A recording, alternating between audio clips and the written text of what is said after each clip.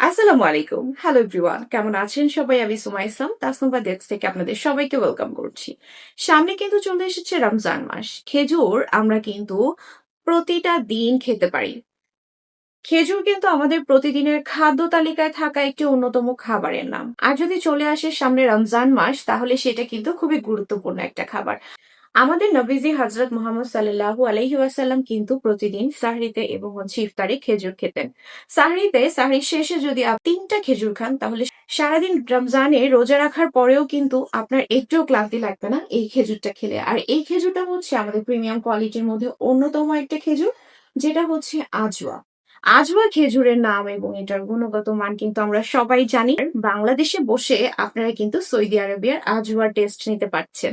তাই আর দেরি না করে সরাসরি আমাদের স্ক্রিনে দেওয়া নাম্বারে হোয়াটসঅ্যাপ করে ফেলুন, অথবা আমাদের ফেসবুক, টিকটক, ইনস্টাগ্রাম, ওয়েবসাইট যেকোনো প্ল্যাটফর্মে আপনি ভিজিট করে আমাদের এই খেজুরের গুণগত মান সম্বন্ধে জানতে পারবেন। সবাই ভালো থাকবেন। আসসালামু আলাইকুম।